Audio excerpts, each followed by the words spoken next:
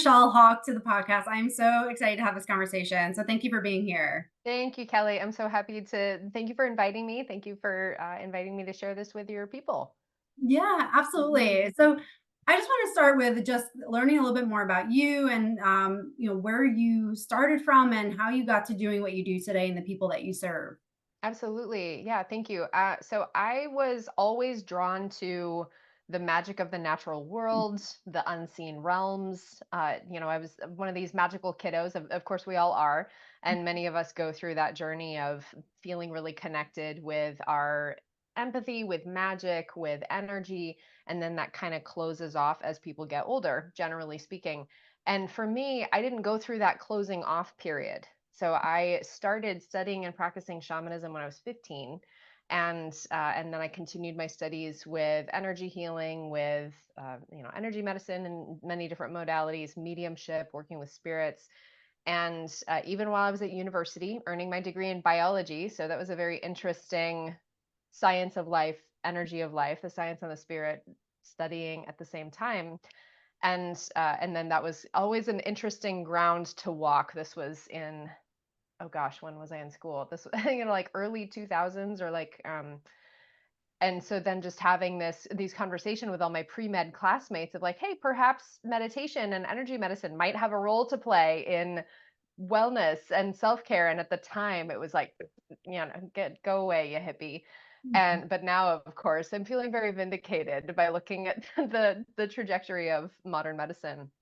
But for me, they always made sense as two lines of inquiry into the same universal truth about life and about the rhythms of nature and about ourselves, and looking at the ancient alchemists in particular as the really like the forefront of all modern sciences. All, we can thank them for the periodic table, we can thank them for physics, we can thank them for chemistry. It's the same root of the word, alchemy, chemistry. And for them it was very much this journey of science and spirit going hand in hand. That is very much my philosophy, is the way that we take care of ourselves and the way that we're exploring the world through the lens of conscious inquiry, but also recognizing our subjectivity and our participation in the cycles of nature and in the ebb and flow of energy and in the seasons, and in how we're taking in nutrients and how we're ebbing and flowing through the seasons of our lives and people coming and going in our lives. So I feel super passionate about this. This is these are people who I help, people who are called to mysticism, who are called to study and practice spiritual, more than philosophy, but more a spiritual practice in their lives. I work with both practitioners. I have about 50-50. My clients are practitioners and non-practitioners. So I work with people who are already in the healing field, whether it's as body workers, therapists, mystics themselves, energy healers, coaches, etc. And they want to support their practice with spiritual skill development, particularly in the realms of shamanism and alchemy and mediumship, because those are my specialties. And I support them in training and the practical application of these mystical technologies and spiritual skills. And then the other half of my clients are not practitioners, but they're people who are called to the mysteries and who want this work for themselves, for their transformation, their healing, and well-being in their lives. I love that. And I love how you talk about, how science and spirituality are not mutually exclusive, that they very much are integrated, and how we can combine those to really just get a deeper understanding of how everything is working around us. So I absolutely love that. And I think what's fascinating about your story is how you talk about you didn't close off as you're a kid, because I think that's, I have two young children. I like see the light and the spirit, and then I'm like, oh, please don't let society shroud that. Can you Mhm. talk about that? Like, was that something, because it's amazing you were into shamanism at 15. I mean, that's amazing. Was that something that was always like a curiosity as you're a kid, or like what allowed you to stay open to things and not be maybe dimmed by some of the societal messages? Kelly, I am so grateful for my parents in that. And I think, as I hear you talk about your young children, oh, please don't let society dim that light. I was so fortunate. I am so fortunate they're still alive to have parents who they didn't necessarily understand how I saw the world, but they supported me. And even as like a young kid, super I was super into animals and like being outside, and wanted to touch all the plants and make potions out of dirt and leaves in the backyard. And they were always like, okay, great, what else is that deer saying to you? Because I would report hearing messages from animals. And I know, on your previous guest, you have someone who does animal communication, and that's Mhm. actually where I started my practice in 2009, was working exclusively with animals. So animal communication and being a psychic medium was the beginning of my professional journey. So I had very encouraging parents, even though in school and obviously in university, I had people like poo-pooing my spiritual philosophies in the biology department. But having that, also that community, I was really fortunate to have mentors at 15 years old. And I literally stumbled into this shamanic workshop, the very first one I took. I was always drawn to, like folk tales and kind of the mystical, mythopoetic lens on reality. So I read a lot of folk tales from around the world, which really are rooted in the animistic worldview, where the animals talk, everything is alive, the waterfalls and the fire all have spirits and they can communicate, and people are in this communication with the natural world. That is the foundation of every shamanic practice, is an animistic practice. So I was already very attuned to the aliveness and the connection of all things around me, and I was in this communication, this unconscious communication with it, that then when I went to this shamanic world workshop, they gave me a vocabulary for how I already perceived the world. And it was like this, one of the angelic choir moments of, oh, everything makes sense now. Thank you Mhm. so much. And everyone else in the workshop were adults. And here I was as a teenager in high school, and so it was this really interesting, like, okay, here's this thing that's very important to me, that I'm at school, nobody gets it, there's nobody for me to talk to, but I had enough people supporting me and believing in me, and encouraging me and making it okay for me to pursue that I was able to like incubate myself and not feel like I was completely crazy, and continue that through university, and then I ended up starting my business. I never set out to become an entrepreneur. I started my business because people wanted to pay me for what I already wanted to do. So I Mhm. was offering energy healing work and animal communication sessions just because I liked it and because that was very important to me. And people said, "Oh, can I pay you for that? Can I have a session? I want to pay you. How much do you charge?" I was like, "Gosh, I don't know. Like $20, $50."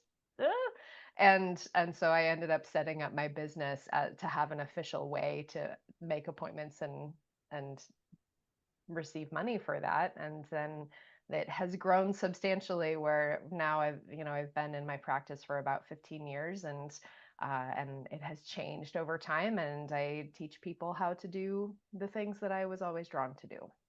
I love that. It's like knowing your truth and having that deep inner knowing of where your path was going, but then having that validation of others saying like, okay, this is a real thing, that's so Yeah. reassuring, for anyone who's like listening and maybe is younger and is feeling like this is something that I'm drawn to, that Mhm. continue on that, listen to that inner voice and continue going on that path, and you don't have to conform to what other people say is right for you. Exactly. I would say one thing though, I didn't always know where I was going. And Mhm. so I think that there's this, everything else you said totally spot on, of yes, trust in that. But my path, and I see this for all my people, I really wanted to know where I was going. I was like, tuning in spirit. Tell me, where am I ending up? What's happening? What do I do next? And as much as we as humans would love to see the entire path laid out before us, and yet we only ever get to see the next immediate step. And Mhm. that has very much been the case for my journey, where like I said, I started my work just kind of as a way because people wanted to pay me. And then, I was only ever interested in working with animals. I didn't want to work with people. But then the humans of those animals started saying, "Well, can I have a session? You helped my dog so much. You helped my horse so much. Will you please help me?" I was like, "Oh, I never really wanted to work with people, but okay, fine." And then Mhm. people started asking me, "Will you teach me?" And I said, "Oh, I never wanted to teach people." okay, fine. So it was never about, like, if you'd asked me 15 years ago if I would see myself doing what I'm doing now, no way. Mhm. No way. And so I think there's this element of trust there also, of letting your path bloom like the rose, and knowing that you can't go in and pry all the petals apart because you'll just rip the whole thing apart, but instead you need to trust the unfolding, because who you become by taking the next step on the path opens up a whole other array of paths for you to take, and it would be impossible for you to predict now where you would end up 30 steps Mhm. from now. Yeah, thank you for sharing that, because I think there's this like subtle expectation that we all have that we have to know, what where we're going to be in 10 years, and to share that journey that you experience of just taking the next step and just trusting the process is beautiful, because I think it gives us all a little bit of grace in not having to have all the answers right now. So Totally. Oh, I there's so much. appreciate you sharing that. Oh my gosh, there's so much pressure. Like, remember when you were a kid? What do you want to be when you grow up? Like, Mhm. okay, Yeah, give figure me out what give I me want some to do when I'm time. 6. Right. Yes. Yep. Exactly. I want to Yeah. go back to what you were talking about in the beginning as far as alchemy. Do you mind just Yeah. sharing what is alchemy and how does that play a role in our lives, and how can we really use that to transform our lives? Absolutely. Yeah, alchemy is something I'm very passionate about. It's in conjunction with shamanism. It's one of the two main lineages that I work with, and I came across this, or I guess it called me several years ago. In, I think, like 2016 is really when I started recognizing and realizing, oh, this is the other part of my practice that I didn't, same with shamanism. Like, it's almost like I didn't really realize it I was participating in, but then when I discovered, it was like, oh, this is the language for what I'm already doing. And it has been the biggest thing to support transformation in my life and in the lives of my clients, because it is literally the art and science of transformation. That's all it is. And of course, I say that it's very simple, and yet it's so much more rich and complicated than that. But at its core, it is how transformation actually works. And it is an ancient wisdom. So I mentioned the ancient alchemists. There are very widely varying accounts of where and how alchemy originated, but we can kind of collectively agree it originated in ancient Egypt and has spread all over the world. There's many stories of alchemists and people practicing alchemy all throughout the Eastern world, the Taoist alchemists, throughout the Middle East, the philosophers of those cultures, and then it eventually spreading into Europe. And we have kind of this alchemical renaissance, or alchemical, what a lot of people think of when they think of, like, the old dude with the beard poking at the beaker, right? Like, that was, European alchemy of, like, Isaac Newton's era and a little before. And so, and Galileo, right? Like, these are some of the well-known alchemist names in the Western world. And we commonly think of them as scientists. They were alchemists. They were practicing alchemy, which of course now we know, it was a scientific and a spiritual investigation. So it's this ancient wisdom, and you might wonder, okay, if it's this ancient wisdom that a bunch of, like, old, people thousands of years ago were practicing and, like, poring over these mystical texts about, why should we care now? Well, here's the thing about universal law is it doesn't really change. We have these universal truths just throughout the history of the cosmos that are, like, pretty consistently true. Like, gravity has been true for the entirety of Earth so far as we know. And the sun rises in the east and sets in the west according to the orbits of the planets. So we have these fundamental truths about the operation of the world and of the cosmos. And alchemy is the map for how we navigate that. It's really, essentially much like science would say, well, the periodic table is the definitive categorization of the elements. Of course, there's, space in case we discover anything new, but there is this method of organization of our understanding of the world. And alchemy is the method of organization of our understanding of transformation. It offers us a very logical, very comprehensive framework for how transformation actually works. And when we apply that personally, it gives us a roadmap to transformation in our lives, rather than, as I know many people feel, as I used to feel, feeling like I was being dragged by the heel behind the car with change behind the wheel, driving the car, like, here we go, babe, whether you're ready or not. And I mean, all y'all out there, I know you can relate. Yes, Yeah, raise your hands. absolutely. Yeah. So we have this experience in our lives where people generally fear change, whether consciously or unconsciously. Like, we are neurologically predicated to choose familiarity because of, our brains evolving to choose things that are predictable just for our safety. So we have, our own neuroscience working for that. But then we also have like transformation and change are also not culturally rewarded in our society. What I mean by that is, like, imagine if anybody's gone through a big change, usually like the people in our lives have something to say about it, whether it's good or bad. It's your mom is like, oh really, you're gonna drop out of school and become a dog groomer, or whatever it is. And so we have cultural expectations that enforce us staying in the familiar and predictable avenues. We also have particularly for anyone who is called to any life path or life choices that are outside of the traditional norm, there's all of that, that courage that we need to have for even choosing something that might be different than what our ancestors did, or what, our neighbors are doing.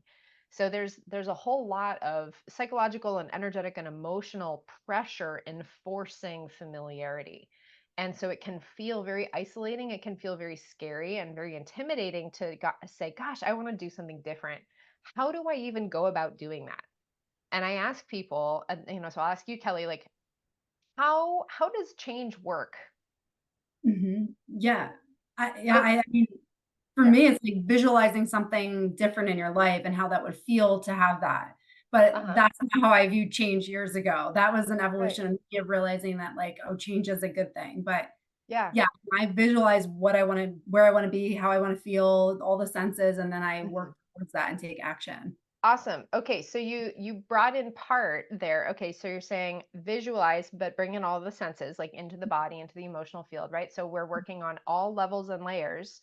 Mhm. But visualizing and moving forward, that's only part of the equation, because we also have to release and grieve and let go of what we used to be and who we used to be. Absolutely. And Mhm. that is what most people in the world, if I ask people this question all the time, how does transformation work? If I were to tell you, like, okay, how would you move forward from today becoming a different person? They always start with the rebirth. Mhm. But alchemy actually starts with death. And the Mhm. process of transformation actually begins with, and we can go through the stages of alchemy. I'll tell you a little bit I would about love that. that. Yeah, Yeah. awesome. So the alchemical cycle is begins with death, then goes into purification, and then rebirth. And I Mhm. see this when I ask people how transformation works. They always start with the rebirth. Sometimes they start with the purification, and I'll go into the different stages later and tell you where I see people get stuck and hung up. But imagine if I were to give you this map, or say there is a map that can tell you how transformation works, how to guide yourself through this process so that you don't get stuck anywhere. Think back to moments in your life where you've been trying to do something different. Gosh, I'm really trying to start a new habit, or I'm really trying to make a different choice, or really trying to date a different kind of person, and I keep getting stuck. Would you want that map? Most people are like, absolutely, Absolutely. like, help Yes. me, help me get out Yes. of, right. Yes. So alchemy is that map, because it gives us, like, okay, here is the universal blueprint for how transformation works. I'm going to back up just a moment and say, like, well, where does this come from? I mentioned universal law, right? So this that we see when I go through these stages, you're going to see how this is in all of nature. This is based in the cycle of the seasons, the dawning of a new day and the setting of the night. This is based in how life moves through this cycle, because life is always moving through this cycle. And we live these lives indoors with artificial lighting. Some people barely go outside all day. Some people never go outside all day. And so we don't grow our own food anymore. We're not attuned to the cycle of, like, when is an appropriate time to do things. And the same is true of our lives. If we have, light available at the flick of a switch and food available in your fridge, or, on demand with delivery, then we never actually have to pay attention to how is the energy of the universe naturally fluctuating to create more appropriate times and less appropriate times to begin a new path or to make a change in our lives? And so, you want to look at like, well, why is this really relevant now? This is more relevant than ever because people are in this state of disconnection and fear and separation and exhaustion and overwhelm and not even knowing what questions to ask about this. Is like, I just want my life to change, but I don't know how, is usually where people come into this. I want my life to change, but I don't know how, but I know there's got to be magic involved. Well, my Mhm. friends, that's alchemy. So I'd love to walk you through the 7 stages of alchemy. Does that sound good? Yeah, let's do it. Yeah, Awesome. I'd love to hear Okay. that. Okay, great. Y'all are getting like a very brief lesson. I will Mhm. also say I teach a 200-hour alchemy practitioner training. That's a year-long apprenticeship. So this is something that I'm giving you like the tiny little taste here, but there is so much more Mhm. to be delved into. And I know my website will be in the show notes, so y'all can go check that out if you're interested. But the tiny version that you're getting today is enough to at least start you on the path. So, like I said, alchemy begins with death. And we have 7 stages of alchemy that are divided into 3 different phases. And there's 2 stages in the death phase. There's 2 stages in the purification phase and 3 stages in the rebirth phase. So if anyone's taking notes, don't worry about it. Just let it wash over you. And I invite you to kind of go on this little journey with me. And if you want to go back and revisit later, I also have tons of resources. Like I've got a guide to the stages of alchemy on my website if you want to go read through everything I'm saying and then have practices with each stage. So don't worry. My teacher mode is coming out of like, I've got you. Mhm. Um, so we begin in the death phase, and we begin with the first stage of alchemy, which is called calcination. And calcination is associated with burning. The energy is the loss of physical structures. And people can, with all of these stages of alchemy, we can consciously participate in them or invite them in, but often they are also things that happen in our lives. So an example of a calcination event in somebody's life would be they lose their job, right? Which is a physical structure. It's a like a physical structure of their identity, of their earthly reality, or they get evicted from their home, or they lose a loved one, or they go through a breakup. All of these are calcination type events. There is a loss of a physical structure, and then there's the all the energies associated with that. There's different practices associated with that. There's also the, okay, I want to do this, I want to end the relationship that I've been in forever that I know isn't serving me, or I want to quit the job that's been sucking the life out of me. Okay, so I'm going to do calcination practices to support me in creating that energy to bring that about in my life, where I can finally quit the job that I've been wanting to leave for years. Okay, so people do calcination practices to bring that energy into the body. We do meditation practices to bring that into the consciousness. We do, like you were talking about with visualizing. I'm a huge fan of Qigong, so I love doing, different intuitive movement, but also Qigong practices to particularly work with the relevant organ systems in the body. And so we can bring about calcination. Often people find like, my students, when they come into this year-long thing, like their lives go through a big old shakedown, because when you start engaging with this, you cannot help that everything that isn't truly you, like sourced from your true self, naturally just kind of falls away. And it's always for the better, always, right? It might be very uncomfortable when it's happening, but this is the nature of transformation. If we've been living based on untrue self, or we've been living disconnected from our core authentic, highest selves manifested in this earth walk form, if we've been living like that, we've got a whole lot of physical structures in our lives that aren't actually calibrated to who we really are. And so then when we embark on that journey of transformation, things naturally get a little uncomfortable as they are moving out. And Yeah. so the death phase is like really the most uncomfortable part. So we have calcination, which is the loss of physical structures. Then we have stage 2, which is also in the death phase, called dissolution. And this is the loss of energetic and emotional structures. This is the grief work. This is where we're working with the aspects of our identity, where it's like, okay, who was the version of me who even created that life I don't even like in the first place? And how can I support that version of me in letting go and going to rest so that the version of me that is true can be reborn in the next couple phases. Okay, so this is where we do, grief work. This is where a lot of people, people have a lot of resistance to both of those two stages for obvious reasons. Mhm. Yeah, and so we do a lot of grief practices. We do consciousness practices, again, qigong to help move emotion out of the body, like wringing out the organ systems, wringing grief out of the organ systems. And that's the stage where I feel people really kind of crack through that false identity, the false self. And it's very humbling and beautiful to witness. It's really tender.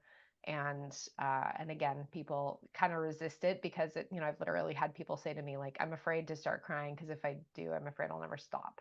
Mm. You always stop crying. I promise people. Like, the death phase is not forever. So remember that death is only the beginning. It is necessary, just like the leaves falling to earth ultimately, like the leaves dropping then go through this composting process to create fertile soil for new seeds to grow.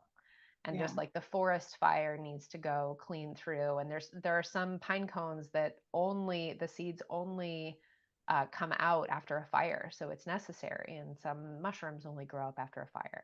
So we must welcome death. And I do have also, just in terms of, if you take nothing else away from this podcast episode, it's okay for things to end. And it's not only okay, it's actually necessary for things to end in order for new things to begin, and in order for our lives to have any type of rebirth. What happens if we don't let things end? Well, we have this, like, and we maintain old patterns. We keep making the same choices. Like, you keep dating different versions of the same person, right? Or different faces of the same person. You keep choosing jobs where you're not valued or respected, that don't make you happy. You keep making nutritional choices that don't actually fuel your body and make you feel good. Like, there's all sorts of things that if we don't actually put to death the old thing that wasn't working, it sticks around. Mhm. So I also very, think it's very very important. reassuring too to know that this is just part of the process, because a lot of it's about perspective. If you're going through all these tumultuous changes in your life, you may very well think this is the end. But when you know, oh, this is just the beginning, it makes it not feel so in vain having those losses in your life. And you realize, okay, this has to happen for me to elevate myself and uncover that truth of myself. So I love that. And I think it's really important for people to be aware of that. I'm grateful for you sharing that, because it can very feel it's scary when those things happen in your life. You're like, what is happening? My life is crumbling around me. But if you realize that this is just part of the process of your evolution, it allows you, I think, to open up to it a little bit more. Absolutely. You're totally right. It's this perspective of, okay, this isn't forever. This isn't the rest of my life. Mhm. This is, it makes it also more empowering. And that's what I found my students experience is, like, okay, I'm really uncomfortable here, but it's very reassuring to know, again, there's the map. The alchemy is the map. It's like, Mhm. okay, this is only the beginning, but then once we move out of the death phase, the third stage in alchemy is part of the purification phase, and it's called separation.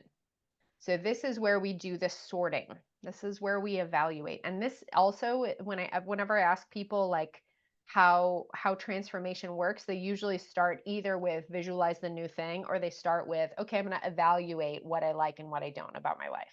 So this is one of the two places that I see people say, transformation begins. But it's the third stage. So this is where we bring in the energies of perspective and discernment.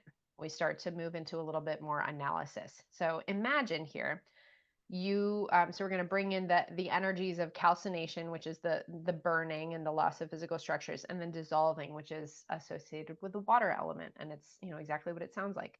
So imagine your house burned down and then there was a horrible flood. Okay, what is left? Probably a soggy, burnt mess, Because, yeah. right? Right. Yeah. Right. But what are you going to do before you build a new house? Well, you got to clean up the mess. You have to go through and you sort and you pull out, okay, actually, this thing isn't burnt. This thing, and once it dries out, it's going to be fine. Oh no, this is totally, total garbage now. So this is where we go in and we sort through what is left after the loss. And part of the death phase of alchemy, part of, entering into this whole cycle of alchemy, is trusting that anything that is true, anything that is connected with your own highest well-being, your own radiant aliveness, is going to make it through the cycle. We enter into the fires of transformation trusting that anything that is true, anything that is healthy, is going to make it to the other side, and anything that is not is going to be burned away. So separation is where we go in and we evaluate, okay, now that I left my job, or I got fired from my job, what is most important to me? What are my values? Now we start to vision a little bit of like, okay, who am I growing into being? What do I want to bring into my life? Sorting through what is left. Okay, I have all these skill sets. I know I never want to work in tech again, but I have all these skill sets of project manager, whatever it was that we were doing. Or like, I'm totally done with the Western medical field, but I still have my license. So now I want to be a naturopath, or, whatever that journey looks like. And the evaluation, perspective, discernment, and moving in that into the body, we create trust in the body. And I know a lot of us out there don't trust ourselves because we're very disconnected from the body. We're very disconnected from our own intuitive wisdom. So we anchor into, your body actually knows what is really good for you. Your body will tell you the answer if you can be quiet enough to listen. So we learn how to drop into that trust and discernment within the body wisdom and within our heart wisdom. And then from there, we move into the next stage, which is called conjunction. Now, conjunction is where we're beginning to rebuild. We haven't rebirthed yet, but we're beginning to rebuild.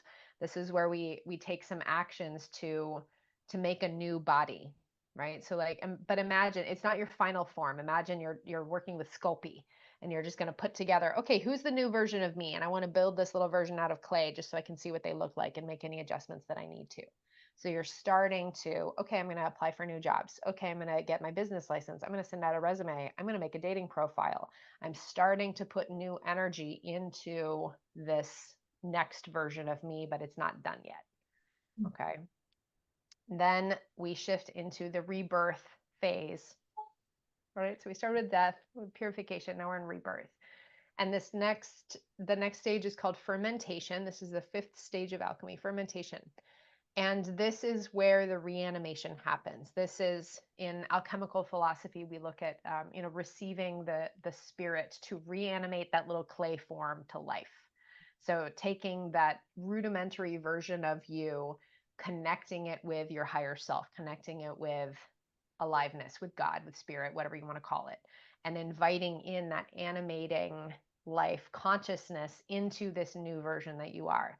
You are now totally over the loser that you used to date, and now you're like feeling yourself, and you're out living your best life, having, wonderful dates, and, enjoying a new relationship.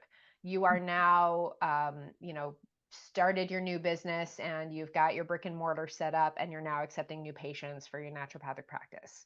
You are now, you've moved into that new house, all the furniture's in the right place, you finally repainted, and you're looking around, sipping your coffee in your dining nook. You're like, this feels really good.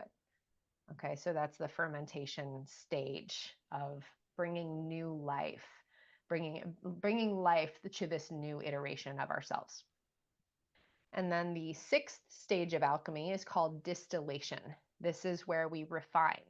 This is the process of distillation in chemistry and alchemy, is this cycling, like repetitive cycling of evaporation and condensation in order to concentrate a particular chemical down to a very, very refined essence.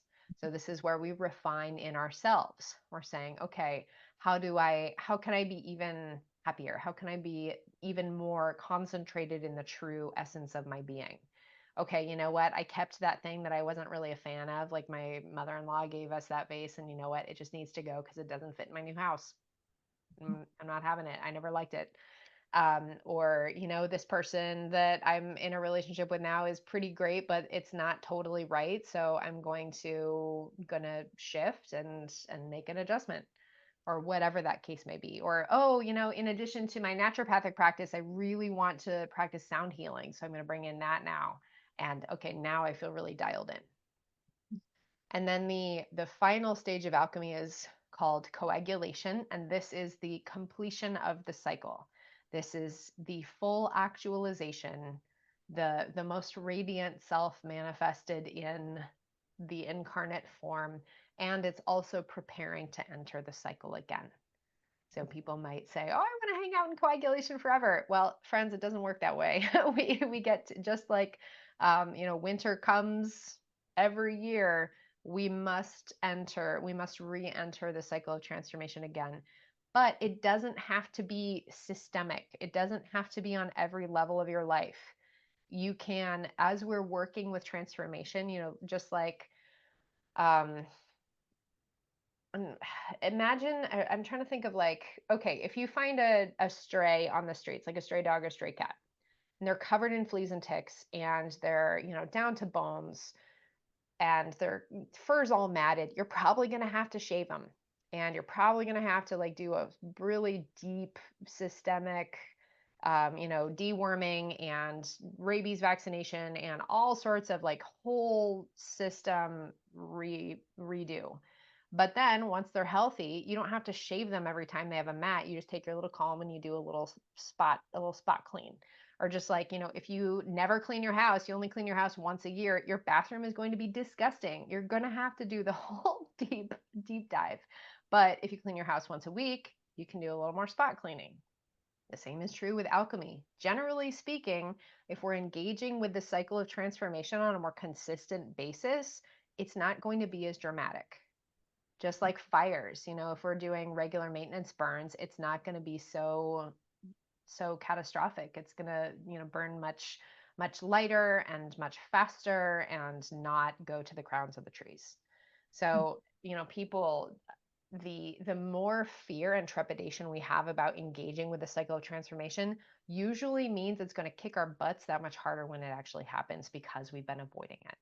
But if you're proactive about saying, you know what, this thing that I've been tolerating really isn't me. It's really not for me. I'm going to work with this cycle to move this through. You're going to be much more comfortable at it because you're inviting it in and you're working with it in a confident, empowered way. B, it's probably going to be a lot less dramatic and, require much more minor adjustments and fine tuning. And C, you'll get to be in like a lot of ease and comfort with this process from just going through it over and over. And we no longer fear change. We get to invite change and work with transformation as an ally rather than being dragged behind the car. We get to be in the driver's seat with change in the passenger seat saying, "We got this, babe, like let's go." Mm-hmm. I thank you again for sharing all those stages because you can very much now that you can see parts of that in life and I'm like, oh yeah, that's a stage that I'm maybe in. Can someone be in maybe coagulation stage with relationships, but like death stage with like finances or job? Yes, Okay. absolutely. Yes. So Mhm. we can be in different stages in different areas of our lives. Generally, what happens is you're going to be in kind of like feeling one really strongly, like overarching, themes pretty consistent in like kind of a broad strokes area. And then in other smaller areas, you'll have like little micro stages. The Mhm. other piece is we can be in, it's not linear. Okay. And so the way I presented it is a very linear way. The way that I presented in the course that I mentioned, the year-long course, is very arbitrary. I remind my students of this all the time, is like we spend about 7 weeks in each stage throughout the year. And it doesn't work like that in our lives. You can be in a stage of alchemy for a very short time or for the course of years as you're working with these different energies. Or, maybe this one stage is like a month long as you're working on whatever, and then the next stage is 6 months, 8 months long. Maybe you're in both of these stages simultaneously, right? So like with the first two, the calcination and dissolution, the loss of physical structures and the loss of energetic structures often go together. People are going through a process of moving out of their home. Well, they're losing their home, the physical structure, but they're also going through grief or sadness or transformation and the loss of that version of themselves.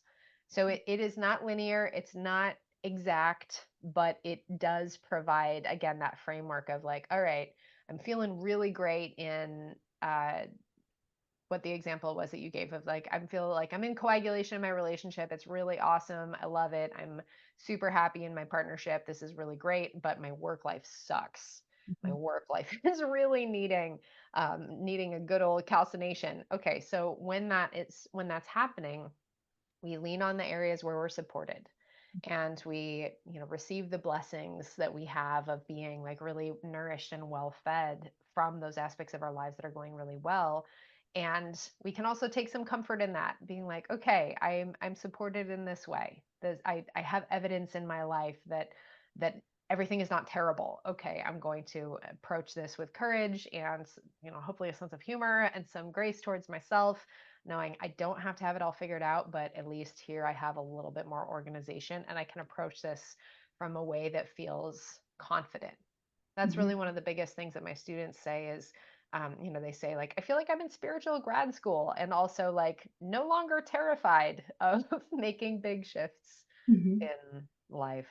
Yeah, Mhm. absolutely. And just another question off of this is that, we tend to attract the energy that we are within ourselves. So if for someone who's maybe not aware, not on a healing journey, is not even willing to self-reflect, if they are noticing their life just kind of falling apart around them, but then they, maybe blame people outside themselves and are just not willing to kind of look inward, do they stay in that stage? Will they progress out of the death stage, or do things just continue to fall apart around them to prompt them maybe to look inward and what they can do about it?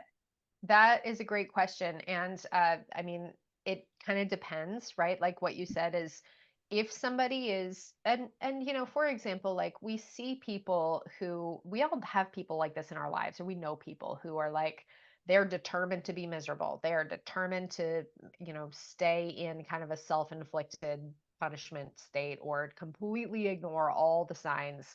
They're going to stay stuck in that reality. Everyone has the option to wake up, but usually, if in the guide that I mentioned that you can download from my website, it has like it talks about the energies of each stage, and it tells where people usually get stuck and what that looks like, as well as practices to move with that. So if you want to go in, you can read more thoroughly about like, if the pitfalls of each stage, because they all have their own pitfalls. But yeah, people usually, if they don't know any better, they'll keep doing what they're doing. Like, we're really, really good at staying on the track we're going, unless we have either some external force or some guidance or something clicks within us that makes us do something different.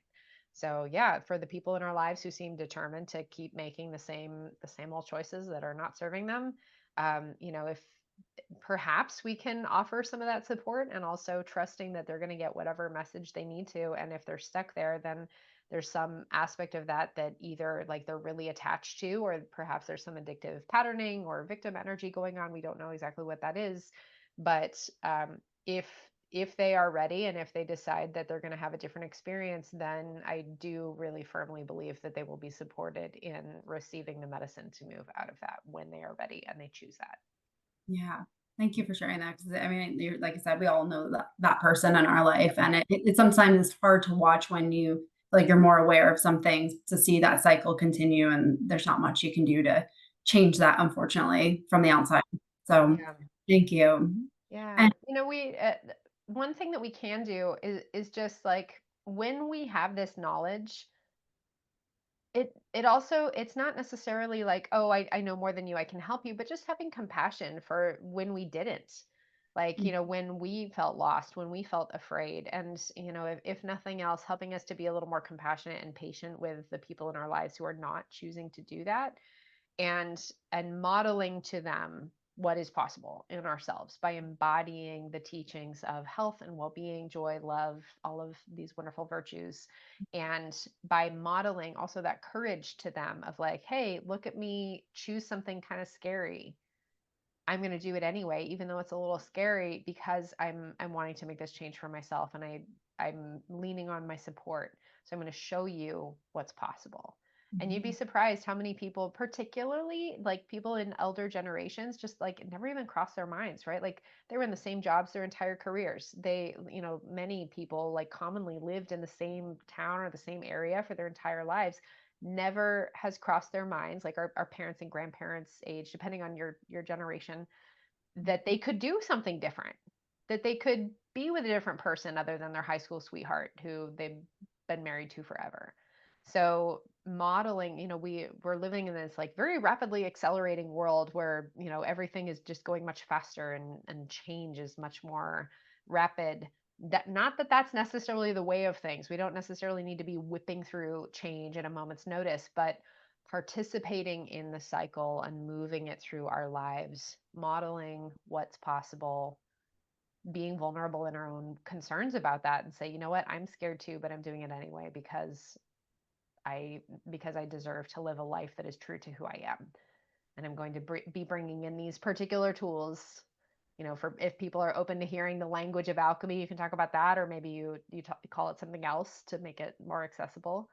But Yeah, absolutely. And that energy is contagious. When you start elevating yourself, it does tend to draw some of those people maybe who are at least on the fence of working on themselves. So yeah, absolutely. Just another question off of this, because Mhm. trusting yourself is so important in this process, I'm sure. How important is it to connect with our higher self through this process? And if we have maybe struggled with that and aren't very intuitive or connected, how can we cultivate that so that we can really anchor into our deeper knowing and where we believe our soul is meant to go? Yeah, absolutely. Connecting with our higher self. And I would also add, particularly for any mystical tradition, connecting with the guides and teachers associated with that tradition. So, with any mystical avenue, there's a whole suite of spirit side guides and mentors. And within alchemy, we work with particular divine beings who are connected with this, who oversee and offer transmissions to this. So, very much connected with the intuitive and the spiritual aspect. For people who are not as practiced in that, there are different techniques and different practices to work with opening up the physical anatomy of the energetic channel, working with different centers in the body, working with different consciousness practices. Just like you would go to the gym to build your musculature and to be better at a sport, I have these particular consciousness practices that I teach people to like flex the muscles of their energy to get more comfortable and confident sensing and feeling energy, and then projecting and directing energy as well. So, you can go to the gym for your intuition, your energy body. I promise. I teach people how to do that. And then also, one of the biggest barriers to trust is again our own conditioning and our own, our own beliefs, our own accumulated crap. And I have often found that one of the biggest pieces is just having people figure out how to hear the voice that is already there. I Mhm. promise that your intuition is already there. Your voice is already there. Your higher self is already trying to communicate with you. All of the divine beings associated with whatever lineage or whatever mystical tradition you're working with are always and consistently trying to connect with you and communicate with you. So when we do learn how to listen, there's never a lack of support. It is always there. Beautiful. And just so reassuring for anyone who's in that process, like, okay, well, I don't hear it, but maybe if you're just tuning into it and allowing them to move it through that, Yeah. allow gain some of that. Yeah, tuning into it, absolutely. And then, people would ask, well, how? Okay, so quieting distraction. A lot of people, particularly like I said, people don't go outside, people don't actually slow down. So learning how to regulate your nervous system is a really important piece. Learning how to actually sit still and be quiet without needing to look at our phones, without needing to noticing the spinning of the mind, essentially downshifting into kind of a peace and stability, which is really, really hard for a lot of people, particularly if there's a lot of like stress, tension, activation in the body and the nervous system. So, particularly, again, high achieving, professional, corporate, fast moving ER nurses, tech people, etc. One of the biggest and most challenging pieces is learning how to create stability. So there are a whole bunch of practices on that. Again, I teach a lot of practices about this. Find your favorite like qigong or tai chi type thing to do. If you've got a lot of accumulated stress and you can't even slow down, then start with some of the more active yang practices. Start with like shaking and tapping and, sweating. And like, I have a client who, one of the ways that they like to work with this is like going out and doing like really extreme physical labor in the garden. So like hauling around big bags of rocks and digging trenches and stuff. I'm like, great. Okay. If that's helping you discharge tension out of your body so that you can actually come to stillness and peace, then sweat it out. Do what you need to do. And Yeah. then when, oh, Oh, and then when people can come to that stillness, that's where we can start to hear the voice. It's like if you take a jar of muddy water and you're trying to fish all the mud out so you can see through the water, and you're stirring and stirring and stirring, you're not ever going to be able to see through the water. But if you just let the jar sit on the counter, all the mud will settle to the bottom and you'll be able to see through it clearly. So clarity comes from being still enough and quiet enough that we create that peace and we can see and hear clearly through. thing. That's such a great analogy too, because it's like it's just a good reminder for anyone who struggles with that, which is most of us in today, and being distracted constantly. And for someone who's listening that is curious about taking the next step forward and but maybe feels overwhelmed by everything, what's the smallest step they can take today to start moving forward in their journey? Oh, that's a good question. The smallest step they can take. I think opening to the possibility that they can.